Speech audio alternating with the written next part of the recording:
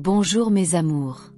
Un énorme merci à vous tous pour votre soutien, vos likes et vos partages.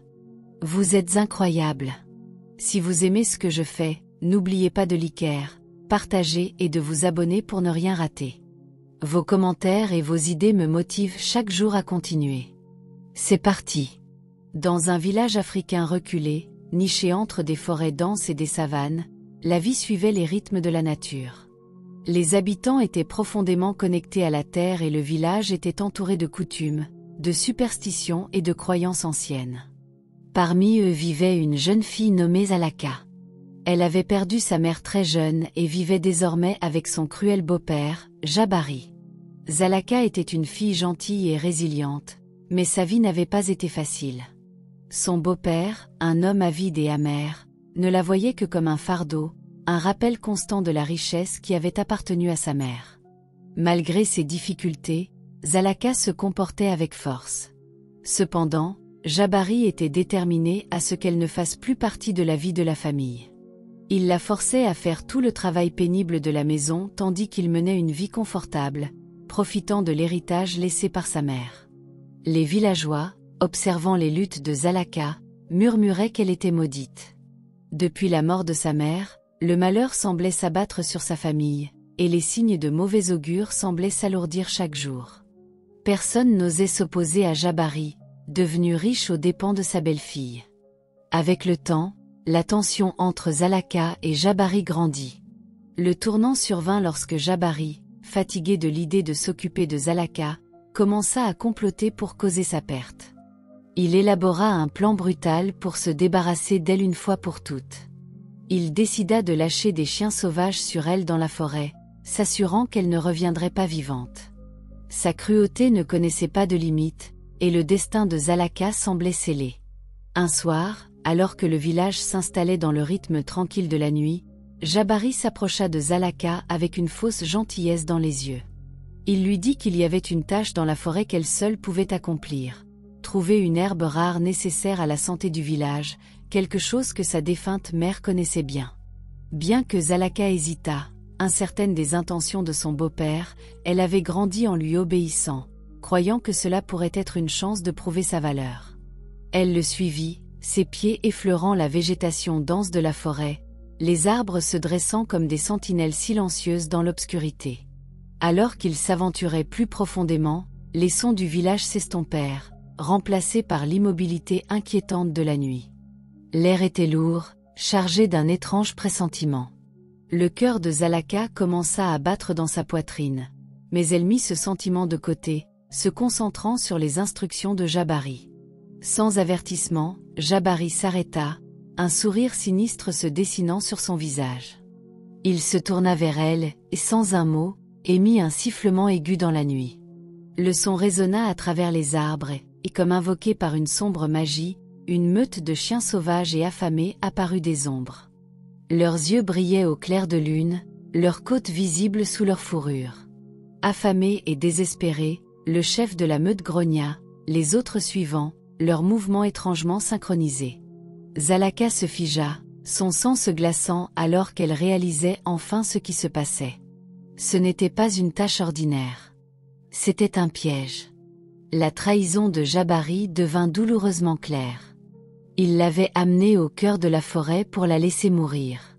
Les chiens sauvages n'étaient pas censés être ses guides ou ses protecteurs. Ils étaient là pour la tuer. La panique monta en Zalaka. Elle se retourna et essaya de courir, mais les chiens étaient trop rapides. Ils se refermèrent autour d'elle, leur grognement devenant plus fort alors qu'ils montraient les dents. Son corps tremblait de peur, son souffle venant en courtes respirations irrégulières. À chaque pas qu'elle faisait, les chiens suivaient, mordillant ses talons. La forêt semblait se refermer autour d'elle, l'obscurité l'engloutissant tout entière. Dans une tentative désespérée de survivre, Zalaka se souvint des histoires que sa mère lui racontait quand elle était jeune. Des histoires sur la profonde connexion entre les humains et la nature, sur la manière dont les animaux et les esprits de la forêt pouvaient être invoqués en temps de besoin.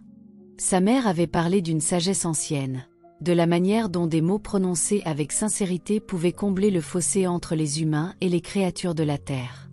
Avec des mains tremblantes et un cœur rempli de peur, Zalaka murmura les mots que sa mère lui avait enseignés, espérant que les esprits de la nature entendraient son appel. Elle n'était pas sûre que cela fonctionnerait, mais à ce moment-là, c'était son seul espoir. Elle ferma les yeux et prononça les mots avec autant de courage qu'elle put rassembler. « Esprit de la terre, du ciel, de la forêt, entendez ma prière. Protégez-moi du mal, éloignez ces créatures. » Pendant un moment, rien ne se passa. Les chiens grognants continuaient à l'encercler, leurs yeux brillants de faim. Le cœur de Zalaka battait à tout rompre, mais elle refusait d'abandonner. Elle prononça les mots à nouveau, cette fois avec plus d'urgence, plus de sincérité. Elle sentit une étrange énergie se construire dans l'air autour d'elle, comme si la forêt elle-même écoutait, comme si la terre se réveillait. Puis quelque chose de miraculeux se produisit. Les chiens, qui étaient prêts à attaquer, s'arrêtèrent soudainement. Le chef de la meute laissa échapper un gémissement, sa queue remuant nerveusement. Les autres chiens aussi s'arrêtèrent, leurs yeux remplis non plus de faim, mais de curiosité. Lentement, comme s'ils ne savaient pas quoi faire, ils commencèrent à s'éloigner de Zalaka, reculant dans les ombres. Zalaka resta figée, son souffle encore court alors qu'elle regardait les chiens battre en retraite. Les sons de la forêt revinrent, l'air de la nuit toujours lourd du poids du moment. Elle ne pouvait pas croire ce qu'elle venait de voir. Les chiens sauvages, autrefois si menaçants, reculaient maintenant comme si une force invisible leur avait ordonné de s'arrêter. Zalaka n'attendit pas de comprendre pourquoi ou comment cela s'était produit. Elle se retourna et s'enfuit de la forêt, son cœur battant dans sa poitrine, ses jambes pouvant à peine suivre sa peur. Alors qu'elle courait, elle pouvait entendre le son des pas des chiens s'estomper au loin, leur grognement remplacé par le doux bruissement des feuilles dans le vent. Elle savait au fond d'elle que quelque chose avait changé. La forêt, les animaux et même les esprits de la terre étaient intervenus en sa faveur. Le plan de son beau-père avait échoué, mais Zalaka savait que le danger était loin d'être terminé. Jabari ne s'arrêterait devant rien pour se débarrasser d'elle, et elle devrait trouver la force en elle-même pour survivre, non seulement pour elle-même, mais pour l'avenir qui l'attendait. Zalaka, entourée par la meute de chiens sauvages, sentit son cœur battre douloureusement dans sa poitrine. Le clair de lune illuminait la scène terrifiante. Les chiens, avec leurs dents découvertes et leurs yeux affamés, l'encerclaient comme des prédateurs prêts à la déchiqueter. Son corps tremblait non seulement à cause du froid de la nuit, mais aussi de la peur écrasante qui l'avait envahi. Elle pensait que sa fin était proche. Jabari l'avait piégée et il n'y avait aucune échappatoire. Son esprit cherchait désespérément quelque chose, n'importe quoi, qui pourrait la sauver, mais dans le silence de la forêt, elle n'entendait que les grognements et les battements de son propre cœur. Puis, dans ce moment de pure terreur, quelque chose d'incroyable se produisit. Les chiens, au lieu de bondir comme elle s'y attendait, s'arrêtèrent soudainement. Pendant un moment, l'air sembla se figer, les sons de la nuit s'estompant dans un lourd silence. Zalaka cligna des yeux, incrédule face à ce qu'elle voyait. Le chef de la meute, un grand chien balafré avec une tache noire sur un œil, se tenait immobile, ses narines frémissantes. Les autres chiens aussi s'arrêtèrent, leurs grognements cessant, leurs oreilles dressées et leurs yeux ne brillant plus de faim, mais d'une étrange curiosité. Le souffle de Zalaka se bloqua dans sa gorge. Était-ce un piège, un répit temporaire, ou la forêt elle-même essayait elle de la sauver? Elle ne pouvait pas se permettre d'attendre pour le découvrir. Avec des mains tremblantes, elle murmura les anciens mots que sa mère lui avait enseignés, des mots qui invoquaient les esprits de la terre, de la forêt, de toutes les créatures qui errent sur la terre. Sa voix était emplie d'un mélange de peur et d'une étrange autorité, une force qui venait du plus profond de son âme, l'essence même des enseignements de sa mère. Esprit de la terre, du ciel, de la forêt, entendez ma prière.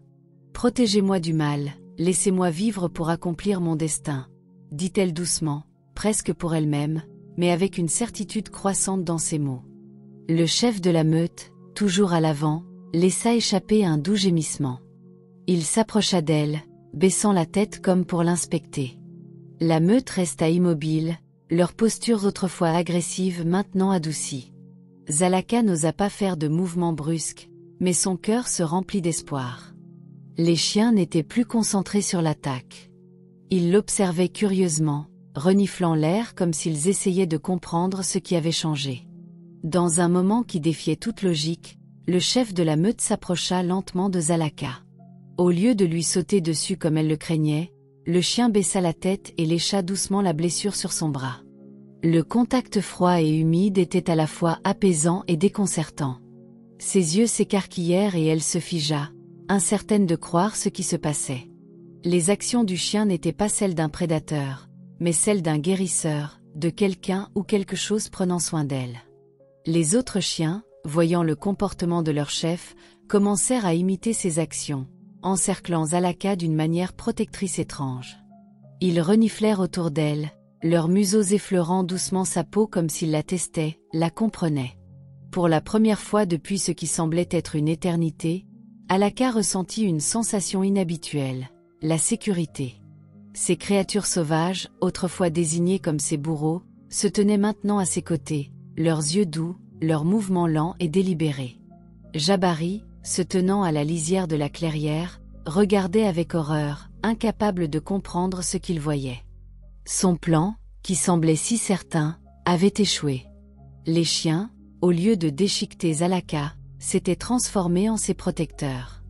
Sa colère monta et sa frustration grandit. Que s'était-il passé? Il n'avait pas le temps de considérer ce revirement surnaturel des événements. Ses mains tremblaient de peur alors qu'il regardait la scène devant lui. Dans une tentative désespérée de sauver son plan, Jabari se retourna et s'enfuit dans l'obscurité de la forêt, pensant que Zalaka mourrait ici dans la nature, entouré de ses prétendus gardiens. Il croyait que son échappée des chiens était temporaire et qu'elle finirait par succomber à l'épuisement ou pire, seule, au cœur de la forêt. Mais Zalaka, épuisée et affaiblie par l'épreuve, réalisa quelque chose de profond alors qu'elle était assise là, entourée par la meute silencieuse et vigilante. Elle n'était pas seule.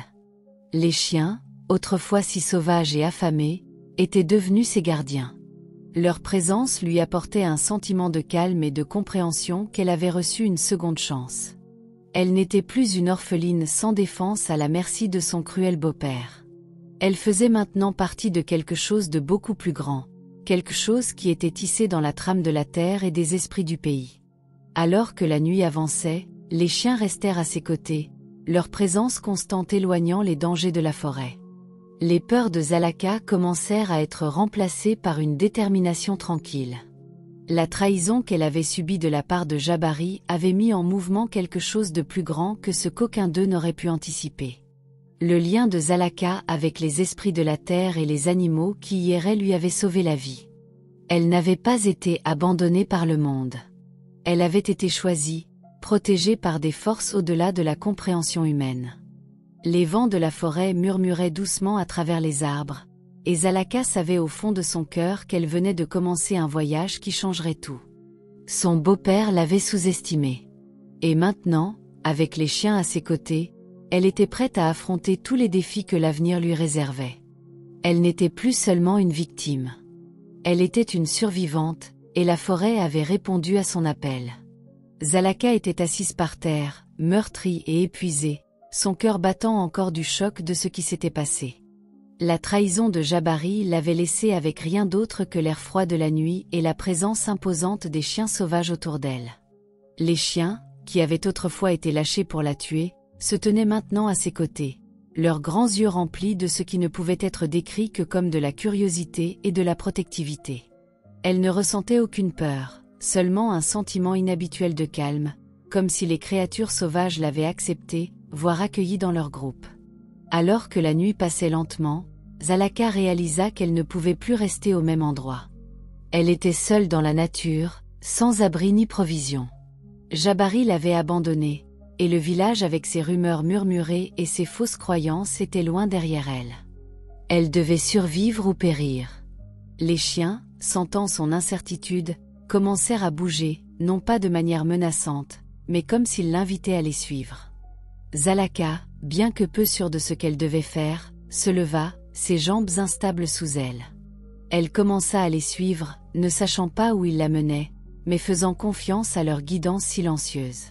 Les chiens se déplaçaient avec aisance à travers la forêt dense, leurs pattes foulant doucement le sol, leurs mouvements fluides et gracieux. La meute la conduisit à une source d'eau cachée, un petit ruisseau serein niché dans une clairière entourée d'arbres épais et de broussailles. Le son de l'eau était apaisant, et Zalaka ressentit une bouffée de soulagement alors qu'elle s'agenouillait pour boire, sa gorge assoiffée enfin étanchée. Elle avait marché pendant ce qui semblait être des heures, et l'eau ressemblait à une bouée de sauvetage, un signe que, peut-être, elle n'était pas aussi seule qu'elle le pensait. Les chiens ne burent pas du ruisseau mais l'observèrent attentivement, leurs yeux ne la quittant jamais. Il était clair qu'ils lui enseignaient quelque chose, lui montrant comment survivre dans la nature. Elle observa les chiens de près, remarquant comment ils se déplaçaient, comment ils reniflaient l'air, comment ils réagissaient au son de la forêt. Lentement, elle commença à comprendre. Les chiens n'étaient pas seulement ses protecteurs. Ils étaient ses professeurs. Au cours des jours suivants, Zalaka suivit la meute, apprenant les voies de la nature.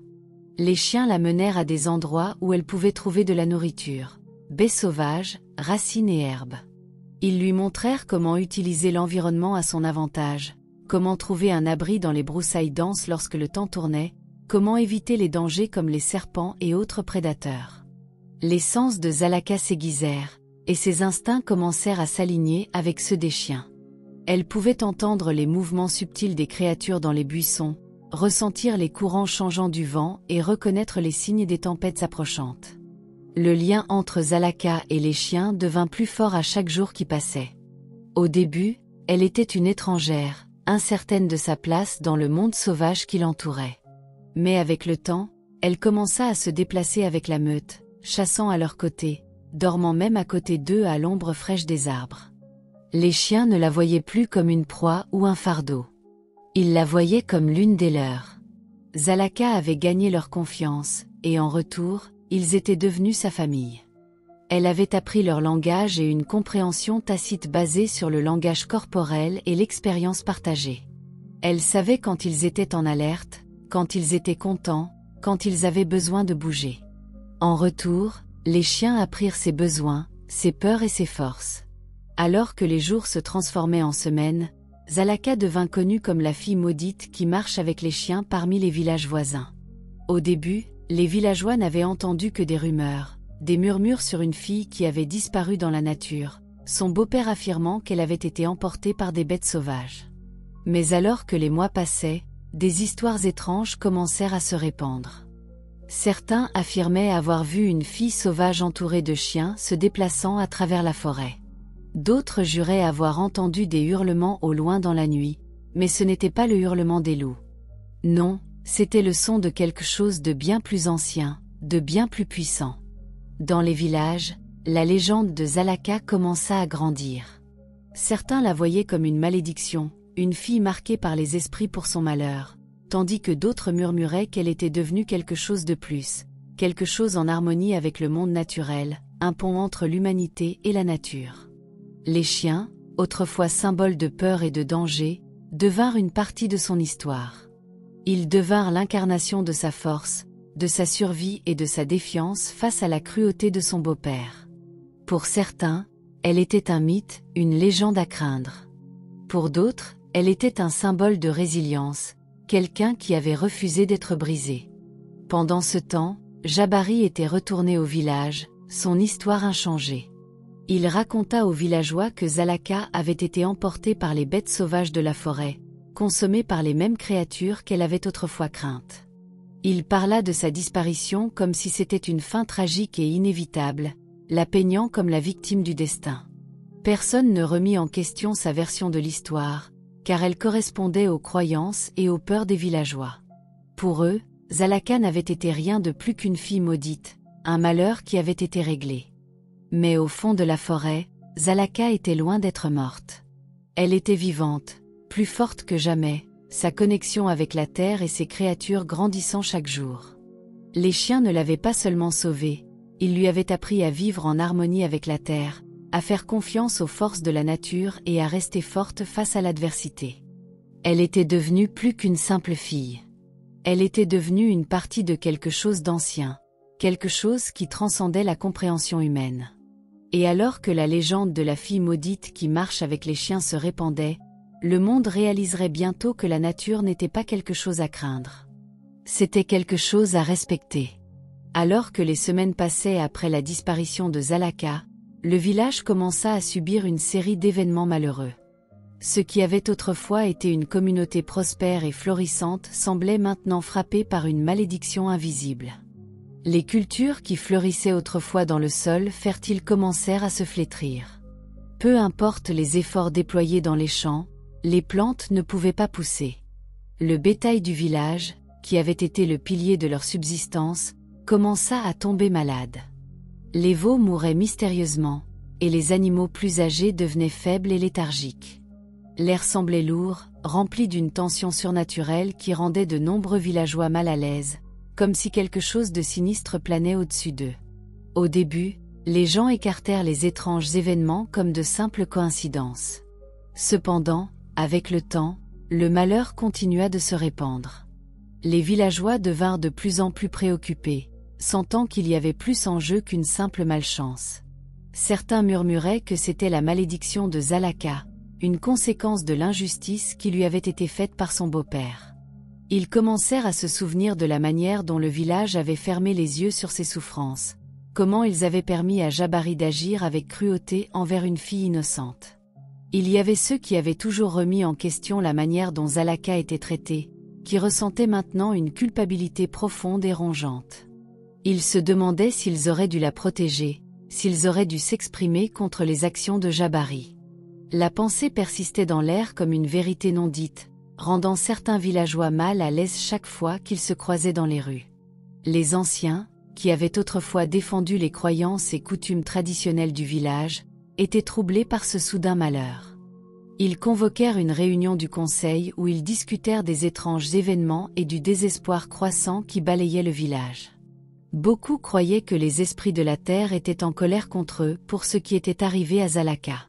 Ils sentaient que la terre elle-même avait été corrompue par le tort qui avait été fait à la fille et que seuls les esprits pouvaient rétablir l'équilibre. Les anciens discutèrent de la manière dont ils pourraient apaiser ces esprits, mais aucun d'eux ne pouvait s'accorder sur un plan d'action. Pendant ce temps, Jabari, qui avait initialement vu la disparition de Zalaka comme une fin commode à ses problèmes, commença à devenir paranoïaque. Il avait supposé qu'elle ne survivrait jamais à la nature et que les chiens sauvages s'occuperaient d'elle. Mais alors que les jours passaient, sa confiance commença à vaciller. Les villageois devenaient agités, et des rumeurs sur la survie de Zalaka se répandaient comme une traînée de poudre. Des murmures atteignirent les oreilles de Jabari sur la fille marchant avec les chiens, certains suggérant même qu'elle avait été bénie par les esprits. Il rit de cette idée, mais au fond de lui, une graine de doute commença à germer. Son esprit était consumé par la peur, et la culpabilité de ses actions commença à le ronger. Jabari devint de plus en plus irritable et renfermé, n'étant plus l'homme confiant et impitoyable qu'il avait été. Il avait gagné richesse et pouvoir par sa cruauté, mais maintenant il perdait tout. Le village s'effondrait, et il ne pouvait plus ignorer les conséquences de ses actes. Sa main autrefois ferme tremblait alors qu'il essayait de maintenir le contrôle sur le village, mais son emprise glissait. Les cultures échouaient, les animaux mouraient, et les villageois le regardaient pour obtenir des réponses qu'il n'avait pas. Il essaya d'écarter les rumeurs croissantes sur la survie miraculeuse de Zalaka, mais il devenait impossible de les ignorer. Il pouvait sentir le poids de sa culpabilité peser sur lui, l'étouffant. Au milieu de ce tumulte, le chef du village, qui avait autrefois été un proche allié de Jabari, décida de chercher la guidance de l'oracle. Le village s'était toujours tourné vers l'oracle en temps de crise, croyant qu'elle pouvait communiquer avec les esprits et fournir la sagesse nécessaire pour rétablir l'équilibre. Le chef, désespéré de trouver une solution, se rendit au bosquet sacré où résidait l'oracle. Là, l'oracle entra en transe, son corps tremblant alors qu'elle se connectait avec les esprits. Lorsqu'elle émergea de sa transe, son visage était pâle, ses yeux remplis du poids du message qu'elle avait reçu. Elle parla d'une voix qui résonnait avec autorité. La terre ne guérira pas tant que le tort fait à Zalaka ne sera pas corrigé. Les esprits sont en colère, et ils ne pardonneront pas cette injustice tant que le cœur du malfaiteur ne sera pas purifié. Seulement alors la terre prospérera à nouveau. Le chef fut ébranlé par les paroles de l'oracle. Il savait que le village était en grave danger, mais il comprenait aussi que les esprits avaient parlé clairement. La seule manière de rétablir l'équilibre était que l'injustice faite à Zalaka soit réparée, que Jabari affronte les conséquences de sa cruauté. Ce n'était pas seulement la terre qui avait besoin de guérison, mais aussi les cœurs des villageois qui avaient laissé l'injustice se dérouler. La nouvelle du message de l'oracle se répandit rapidement dans tout le village, et de nombreux villageois commencèrent à regarder Jabari avec un regain de suspicion. Les murmures devinrent plus forts, et un sentiment d'urgence remplit l'air. Certains croyaient que la malédiction de Zalaka avait déjà commencé à lever le voile de secret et de culpabilité qui avait obscurci le jugement du village. D'autres sentaient que le moment était venu de confronter Jabari, de demander qu'il répare ses actes et cherche le pardon des esprits. Jabari, toujours sous le choc de la pression croissante, réalisa que les murs se refermaient sur lui. La terre se retournait contre lui, les villageois se retournaient contre lui, et même sa propre conscience le trahissait. Il avait autrefois été un homme puissant, craint par tous. Mais maintenant, il n'était plus qu'un homme hanté par les conséquences de ses propres actes. Sa tentative de se débarrasser de Zalaka n'avait pas seulement échoué, mais elle avait aussi déclenché une chaîne d'événements qu'il ne pouvait plus contrôler. Les chiens l'avaient épargné, et maintenant les esprits exigeaient justice. Alors que les jours passaient, Jabari fut confronté à un choix. Il pouvait continuer à nier ses méfaits et regarder le village sombrer davantage dans la ruine. Ou il pouvait prendre la responsabilité de ses actes, chercher la rédemption et tenter de rétablir l'équilibre de la terre. La culpabilité pesait lourdement sur lui, et l'insatisfaction croissante des villageois rendait clair qu'il n'y avait pas d'échappatoire à la vérité. Le moment de la confrontation de Jabari était venu, et le destin du village reposait entre ses mains. Un soir fatidique, le village fut rempli d'un son étrange et hantant, les hurlements lointains de chiens sauvages résonnant à travers la nuit. Les villageois, qui avaient longtemps craint ces bêtes, sentirent un frisson froid parcourir leur échine. Le son semblait devenir plus fort, se rapprochant du village. La peur se répandit rapidement parmi eux, mais personne n'était préparé pour ce qui allait suivre. Alors que les hurlements atteignaient leur apogée, Zalaka émergea des ombres de la forêt, forte, vivante et entourée de la meute de chiens sauvages autrefois redoutés. Elle était revenue, mais elle n'était plus la fille effrayée et vulnérable qu'ils avaient abandonnée. La meute de chiens, qui avait autrefois été vue comme une menace, se tenait maintenant de manière protectrice autour d'elle, leurs yeux brillant dans la lumière faible, leur présence commandant l'attention. Les villageois restèrent figés, regardant avec incrédulité. Certains tombèrent à genoux, submergés par l'émerveillement et la culpabilité. Ils avaient pensé que Zalaka était perdue dans la nature, une victime de la cruauté de son beau-père. Mais la voici, défiant toutes les probabilités, non seulement vivante mais prospère. Son retour n'était rien de moins qu'un miracle, et la vue d'elle se tenant grande et confiante avec les chiens à ses côtés envoya un message puissant au village. Zalaka, maintenant une femme transformée par ses expériences, s'approcha du centre du village.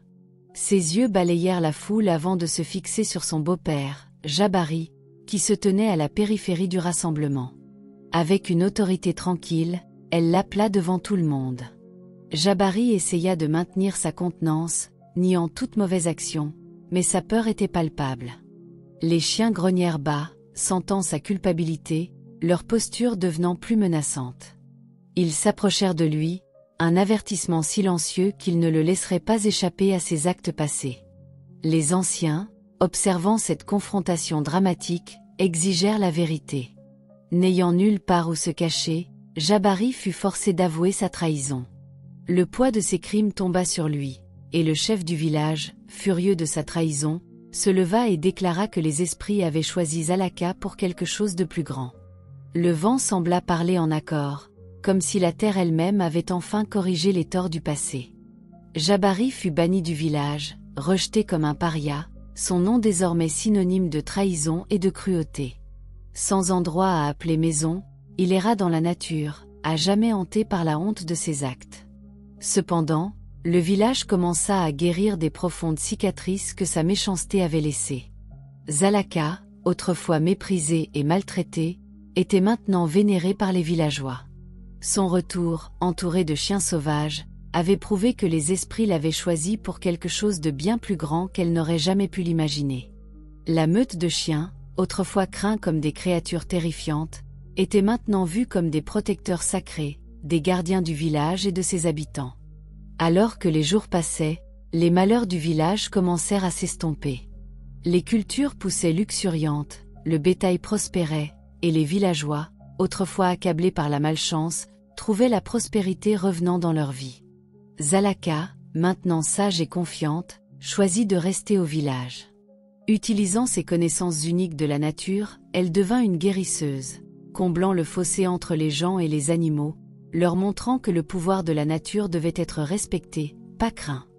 Son histoire se répandit loin et large, et les gens des villages voisins virent sa sagesse. Les chiens sauvages, autrefois redoutés, s'asseyaient fidèlement à ses côtés, à jamais ses compagnons, tandis que les villageois se rassemblaient autour de Zalaka pour écouter ses enseignements. La morale de l'histoire est claire. La véritable force ne vient pas de la domination, mais de la compréhension et de la compassion. Ce que les gens voient souvent comme une malédiction peut en fait être une bénédiction cachée. La cruauté et l'injustice seront toujours punies, mais la gentillesse a le pouvoir de transformer même les cœurs les plus sauvages.